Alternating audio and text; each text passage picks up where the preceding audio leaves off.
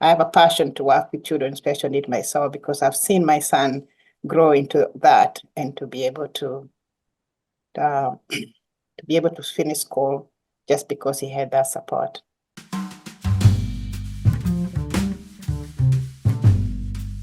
On today's, I'll be speaking as a parent.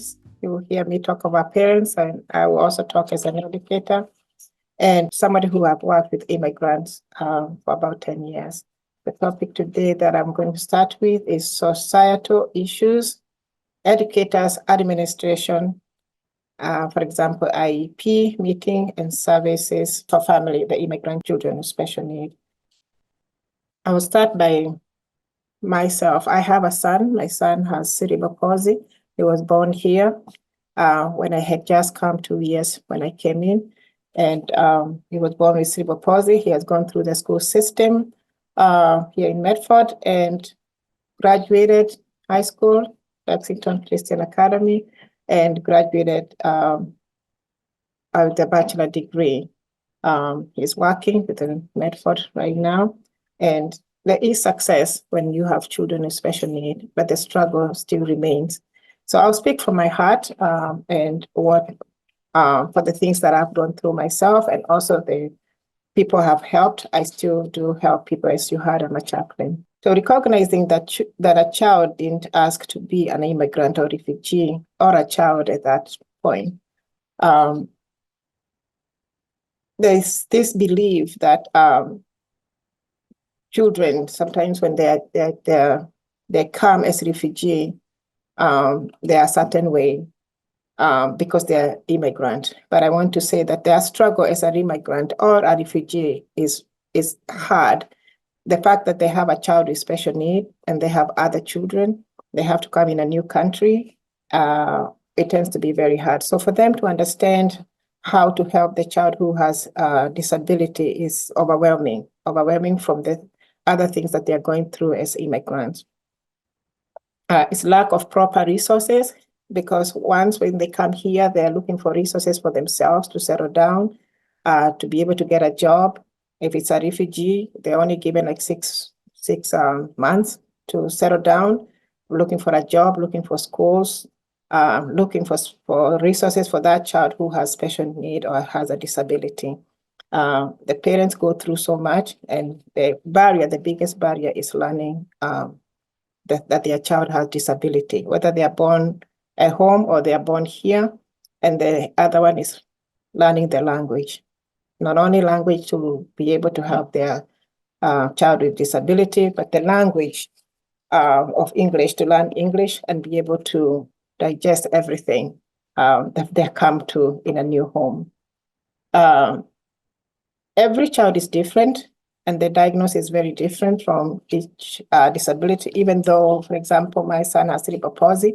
I've met other parents who have cerebral palsy and who have different way of bringing their children, depending on which country they come from as immigrant, as they immigrated from their country, the languages, the way they settle down because of their culture differences. Some of the things I wanted to talk about is avoiding stereotyping with a person with disability, whether they have the same diagnosis, either cerebral palsy or any other diagnosis. They're growing, their language, their food they eat, everything is very, very different. And because of that, it's very different the way that child is raised up. The background of where they come from, it also matters. The fact that they have to come and leave everything that they know and come to this country or any other country and to start all over by itself, and it's hard for the parents, for the caregivers. It's a stigma also for the culture they come to and the culture they left behind. To try and put these things two together and be able to start a new life, it's overwhelming, especially for the parents and the children. But on top of that, to take care of a child with a special need or child who have a disability. Most of the things I would say, like I went through, is resources, trying to find the resources to help your child from the hospital to to your community. Let's say from early childhood, you don't know where to start. But the resources that start from the hospital is very important because those are the follow-up that you follow up from the school. For example, for mine, he was diagnosed while he was in the hospital. He was premature. And by the time I got home, it was snowing. That was a trauma for me, the snow and going home. I have never driven in the snow. I've never seen snow in my life. Coming home, being able to take care of my son by myself, and also to gather the doctors, the therapies, and to be able to get all those resources. First of all, you don't know whether the child needs that resources. Is very young. So what I realized before is just the family has to be put together in those resources early enough. The earlier they get the resources, meaning like early childhood, so that they can get their therapies, they can have, if it's a social worker, to direct them into the resources that they need right from the hospital. Then come to the educator where they are 3 years old, and the educator start taking care of them in school, whether it's physical therapy, occupation therapy, IEP, and how to sit down and explain what is IEP. It comes very difficult to an immigrant because they don't know what's IEP. Does that mean I'm giving up my child? Does that mean I'm giving up my rights? So those are the things that comes on in your mind, the first thing when you don't know. So it's very important for educators or administrations to be able to give proper advice and also to make sure that they have interpreters, somebody to interpret in their language, and sometimes somebody even from their culture just to sit down with them so they can feel comfortable. For me, it was very hard to hear a lot of things from the doctor, from the doctor diagnosing him, saying he needs therapy, he needs occupation therapy, you need to take the child to ear doctors, all those information. And then you sit down for IEP meetings and then you get all that. By the time you digest all those things, you're very scared. Remember, you have left your home, you have left your culture, you have left your parents, you have left everything that you know into this new country. And now you have to adapt to all the resources that are here. And on top of that, if you have another child who is part of the system too. So to engage those parents in their cultural, find resources for them or direct them to the resources despite of the things that they are going through, because most of the immigrants connect very well with resources. For example, I'm from Kenya. I connected very well with my Kenyan community. We were not many then. Most of us were students. Most of us come here as students. So it was easier to sit down with somebody from my culture and tell them what's going on. For me, most of them didn't know about these services. So I gathered those services myself through the social worker. I went looking for therapies on top of the school system giving my son therapy. I volunteered with Federation of Children with Special Need. So those are some of the resources that can be used. I joined a team of parents who are from my area, and they were meeting once a month. And then from there, you get more information yourself. And to advise those parents to gather those information, but also put them in a file somewhere so that they can refer to them, because it's very overwhelming getting all this information at one time. Keep in mind the caregiver and the parents are going through a very hard time. They're not only the issues of immigration, and I'm sure somebody else is going to talk about issues of migration, whether you come here with a green card or a refugee or an immigrant, by the time you settle with your paper, it takes some time. So they are scared because they don't know whether they're going to stay or not. They can't get a job because now they have to take care of this child who have a lot of needs. So that means financially they are very low. You have to understand that the culture that they're coming from is very strong from their families, and they have left everything to come to a new country. So the culture in America is hard. The fact that they don't know where to start or if they have a barrier of language, it's hard to be able to communicate with them. So it's important to recognize that they are going through a hard time themselves first, so that when you sit down and talk about their siblings, their families, their culture, their school, and what education their child needs, what's in the IP, to explain what is an IP. Most of us don't know from the beginning because, like, for where I came from, the IP started the other day in Kenya. When I was there, we didn't have the IP. So it's slowly growing there. So to come here and find about the IP and you don't know what that means, what that documents mean. I've seen other parents who do not sign their papers or they sign their IP because of that knowledge. They don't know what they are signing for. And that become a very big barrier. It's very important if also the educators can translate the IP, if it's possible to translate that IP, and especially the part that you need the parents to understand, or bring a translator with you to the meeting, somebody from their culture to sit down with them, whether they'll say something or not as a listener, because sometimes you're overwhelmed with all the information that is given to you. And if there's somebody else to be able to rely on those resources and be able to come back to you and say to you, oh no, this is what they meant, this is what they said, and be able to digest those things and be able to break them down. Often the family would want to give their children therapies or take them to schools, but most of these immigrants, they are working, because if they don't work, they can't leave. That means they have to spend more time at work. But if they know the importance of the therapy that their child is getting, for example, my son had physical, occupation, and speech therapy. And if I did not put that effort and deny myself a lot of things to be able to have time, create time, and be able to work part-time and be able to give him those services, he would not be where he is today.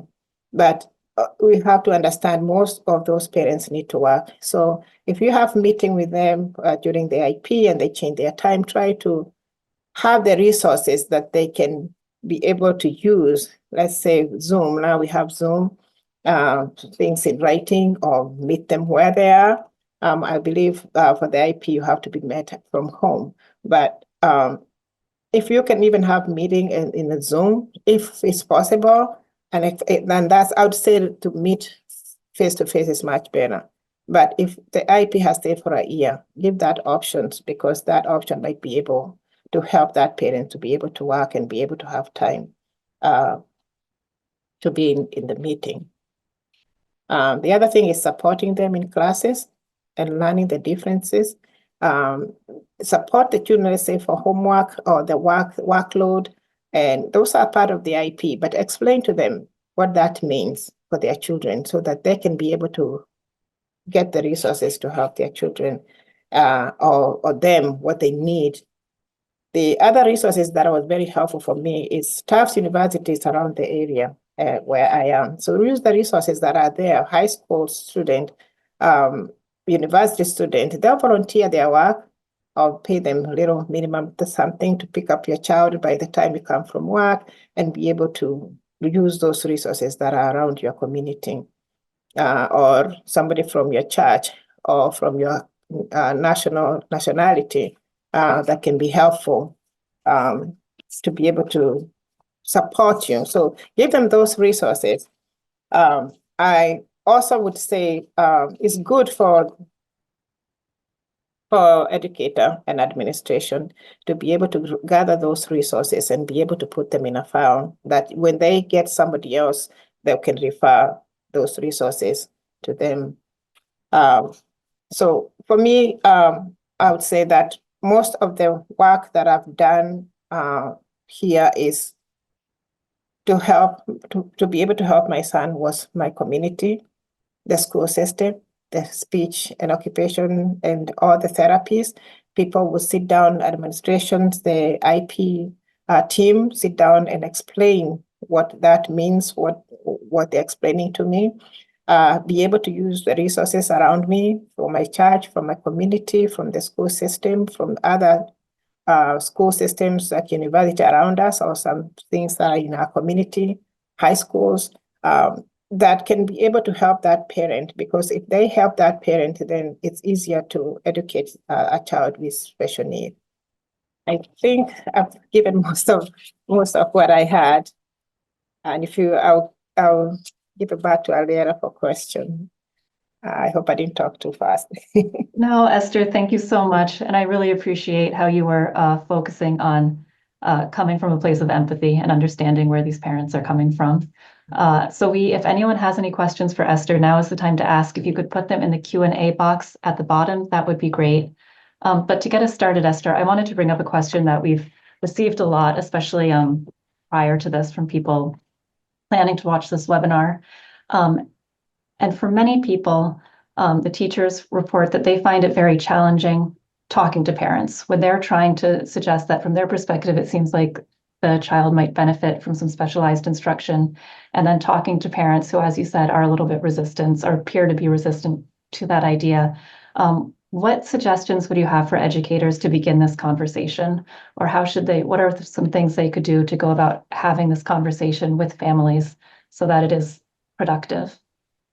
Yeah, I think there's a stigma in the first place for the parents and the culture where they come from. Some of the culture, they believe that if a child is born a certain way, it must be something that you have done or something you did not do. So there's a stigma to start with. So if they didn't know a child has special need, and then you're telling them their child have a special need, they will tend to tell you, no, I'll help, or he didn't have time to do his homework. No, they'll deny in every way. Excuse me. They'll deny in every way, but the best thing is to first sit down with them and explain what that disability you're talking about, what it is. Explain what is the IEP and what it is. It's not a long term. I mean, IEP, you can be in the IEP, and if the child is doing well, then they can come out of the IEP. Let them know that. Let them know that the IEP is just a tool and something is made by law so that their child can get services.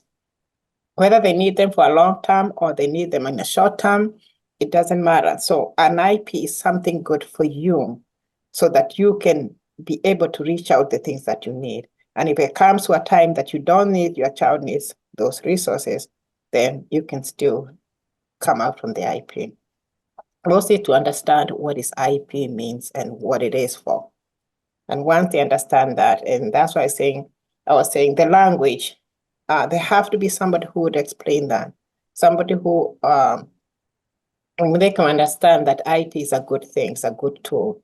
Having your child be diagnosed, that doesn't mean it's forever. It can be, but it's something, instead of saying no, it's a good thing to say yes and be able to work with that until the certain time that you feel, no, my son now does not need this. But very important for the language to make sure that person understands the IEP. IEP is very scary for some people because they don't know that they are signing out their children to give them away, or it's a tool that's going to be against them, or is a tool that's going to tie them for good. Because some of the parents, obviously we are parents, they have a future for their children. When you hear the word IEP, when you hear the word disability, it means that your child is not going to go to college. Your child is not going to be somebody. I ask myself those questions, even when I could see very well that my son has a disability. I'm the one who took him to the doctor and said he can't stand. But when I heard he has cerebral palsy, it broke me down. It's breaking your dreams, literally breaking your dreams.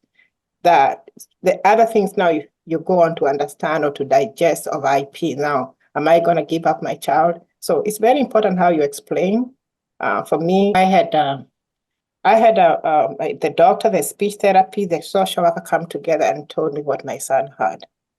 And it still was hard, but they walked me through it. It's good I could understand English because I understood, but there's some language, medical language that I did not understand, which I asked later because I was in shock that time, but the social worker sat down with me and explained to me. So it's very important how you explain it, who explain it, and explaining what's IEP, and also the language so that they can be able to understand. We have another question here. I don't know if this is something that that you know about, but the person is wondering, since the IEP is a legal document from the school, do you know what the requirements are for having the school translate these documents? I do not know, but even if you don't translate the whole document, at least have somebody that you can translate what that document is saying. We can follow up on that a little bit later too. I was wondering if we could shift a little bit and talk about your role as a paraprofessional, because I know that when you're talking about kids in classrooms, paraprofessionals play a huge role. Also, they often speak more than one languages and just really play a vital role in the classroom. So I'm wondering if you could talk a little bit about your experience in that role and how that applies. My role, first of all, is to make the children trust me, that they can be able to trust that I'm there to help them. Once you establish that relationship and be able to help that child. For example, I had one child who the parent did not believe that they have special needs. They did not believe they should be in an IEP. But I explained the same way I've explained to this child. An IEP is a document that's going to help you. And once it helps you to get the services like I am giving you, when you do not need me, you do not need that document. You do not need to go to support class. Some don't want to go to support class, but they make them understand support class is a good thing and make sure you're showing them in action. This is what you don't understand in class, and that's why we came here, and this is what we are working on. If you did not have an IEP, I could not have helped me the question you're asking me. But because you have in an IEP, I can sit down and work with you. And once the child understands that, it's not like you're stupid or you are dumb. They have all these names they put or they are put by their peers. But once they understand that, it's easier to work with them. I have a passion to work with children with special needs myself because I've seen my son grow into that and to be able to finish school just because he had that support. And it's so important for both the students and the parents to have a trusted adult they can talk to who has gone through it and can really reach them where they are. And also the children can be able to explain to their parents. Once I have explained to the child and the child understand, then once the child explain to their parents what support is or why I'm there, then it's easier for the parents to be able to accept the IPs and other things that are in there. We have just about 1 more minute, so I'm wondering if there is one final piece of advice or a call to action or something that you'd like the participants in this webinar to take with them after we leave. What's something you'd like us all to remember? Well, I'd like to remember that without the educator, the administration, especially the therapist, for me, they mean a lot. And I know they mean a lot for a lot of people who have children with special need. So don't give up. Sometimes it's hard. Most of the time it's very hard. But hang in there because you make a difference.